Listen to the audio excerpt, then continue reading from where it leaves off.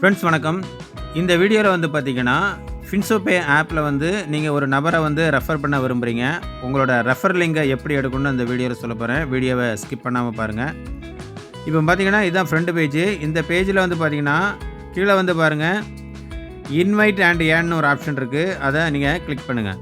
அதை கிளிக் பண்ண உடனே வந்து பார்த்தீங்கன்னா உங்களுக்கு வந்து உங்கள் ரெஃபர் கோட் இருக்கும். ரைட் ஹேண்ட் சைடு வந்து பாருங்கள், அந்த ரெஃபர் லிங்க் ஆப்ஷன் இருக்குது. அதை நான் கிளிக் பண்ணுறேன். கிளிக் பண்ண உடனே எந்த சோஷியல் மீடியாவில் வந்து உங்கள் ரெஃபர் லிங்கை சென்ட் பண்ணணுங்க கேட்கு. நான் வாட்ஸ்அப்பை வந்து நான் செலக்ட் பண்ணுறேன்.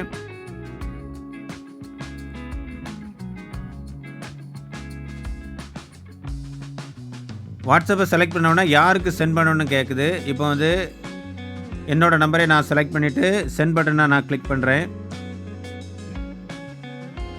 கிளிக் பண்ண உடனே ரெஃபர் லிங்க் வந்து சென்ட் ஆகிட்டு. சரிங்களா? இப்போது இந்த லிங்கை கிளிக் பண்ணி உங்களுடைய நண்பர் நீங்கள் யாருக்கு அனுப்புகிறீங்களோ அவங்க வந்து இந்த லிங்கை கிளிக் பண்ணி அவர் வந்து ரெஜிஸ்டர் பண்ண ஆரம்பிக்கலாம். இப்போ நான் அந்த ரெஃபர் லிங்கை நான் கிளிக் பண்ணுறேன். கிளிக் பண்ண உடனே ஆட்டோமேட்டிக்காக ப்ளே ஸ்டோர் போயிட்டு அங்கே ஆப்பை வந்து இன்ஸ்டால் பண்ண சொல்லுது. நான் இன்ஸ்டால் கொடுக்குறேன்.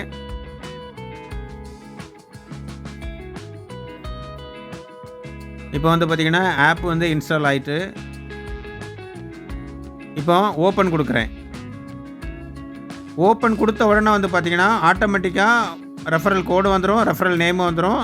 ஜாயின் பண்ணக்கூடிய நபர் வந்து அவரோட name, mobile number, email address வந்து கரெக்டாக கொடுக்க சொல்லுங்கள். ஏன்னா இமெயில் ஐடிக்கு வந்து ஓடிபி வரும். சரிங்களா?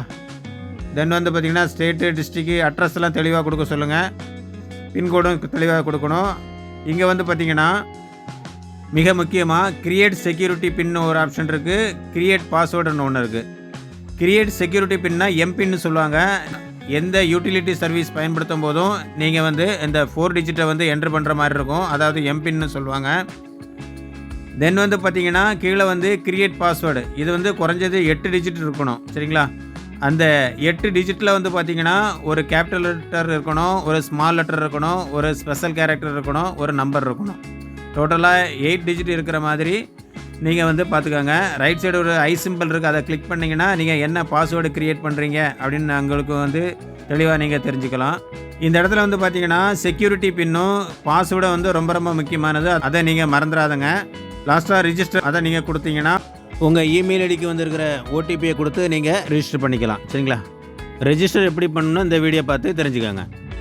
லாகின் கீரை நீங்கள் கிளிக் பண்ணிங்கன்னா உங்களோட யூசர் நேம், பாஸ்வேர்டை கொடுத்து நீங்கள் லாகின் பண்ணிக்கலாம். சரிங்களா?